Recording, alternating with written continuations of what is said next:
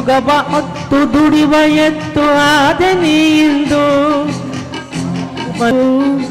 ಮೂಖನಾದೆ ಕರ್ಮಯೋಗಿ ಆದೆಯ ಎಂದು.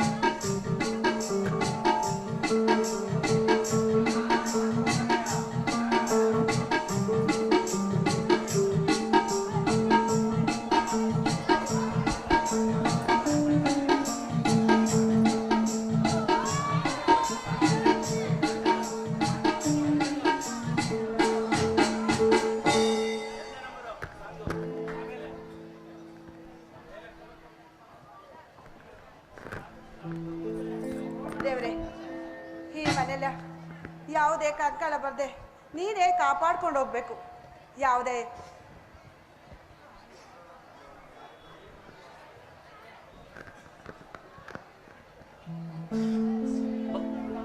ಭಾರತಿ, ಈ ಕಾಲದಲ್ಲೂ ದೇವ್ರ ಮೇಲೆ ನಿನಗಿರುವ ಭಕ್ತಿಯನ್ನು ಕಂಡು ನನಗೆ ತುಂಬಾ ಸಂತೋಷ ಆಗ್ತಿದೆ ಕಣೆ.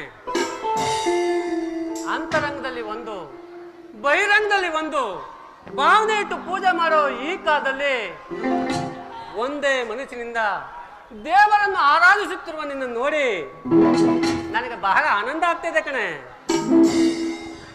ರೀ, ಈ ಯುಗದ ಜನರು ಒಂದೇ ಒಂದು ಹೇಳೋದು ರೀ.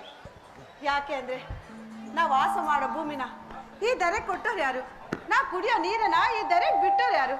ನಾವು ಸೇವಿಸೋ ಗಾಳಿನ ಈ ದರೆಗೆ ನೀರೋದು ಯಾರು? ಅಷ್ಟೇ ಯಾಕೆ ಆಕಾಶವನ್ನು ಸೃಷ್ಟಿ ಮಾಡಿ ಸೂರ್ಯ ಚಂದ್ರನ ಇಟ್ಟೋರು ಯಾರು ಹೇಳಿ? ಅಷ್ಟೇ ಯಾಕೆ ಮನುಷ್ಯ ನಮ್ಮ ಪ್ರಾಣಿನ ಈ ಭೂಮಿಗೆ ತಂದೋರು ಯಾರು ಹೇಳಿ? ಅಲ್ವೇನ್ರಿ ಭಾರತಿ, ನಿನ್ನ ಪ್ರಶ್ನೆಗಳಿಗೆ ಉತ್ತರ ನನ್ನ ಹತ್ರ ಇಲ್ಲ ಕಣೆ. ನೀನು ಬಹಳ ಬುದ್ಧಿವಂತೆ ಅಂತ ನನಗೆ ಗೊತ್ತು.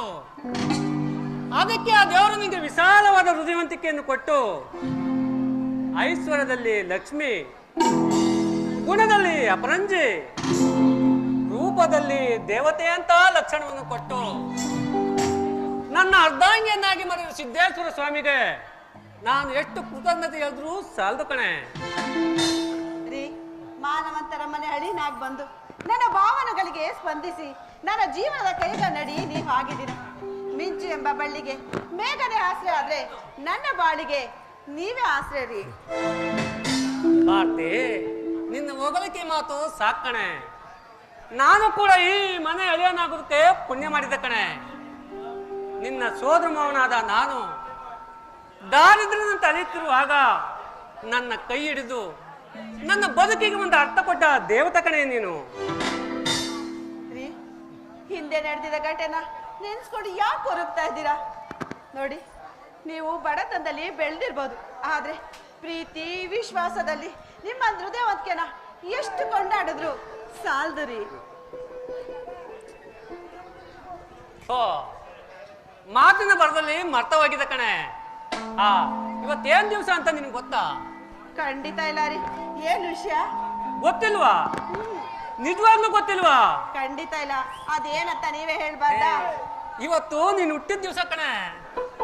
ಏನು, ನನ್ನ ಹುಟ್ಟಿದಿನ? ಹೌದು. ಅಯ್ಯೋ, ನಾನೇ ಮರ್ತೋಗಿದೆ. ಅದಿರ್ಲಿ, ನನ್ನ ಹುಟ್ಟಿದ ಹಬ್ಬಕ್ಕೆ ಏನ್ ಉಡುಗೊರೆ ತಂದಿದ್ದೀರಾ? ನಿನ್ನ ಹುಟ್ಟು ಹಬ್ಬದ ಉಡುಗೊರೆಗಾಗಿ ಈ ವಜ್ರದ ನೆಕ್ಲೆಸ್ ನಿನಗ ಕಣೆ.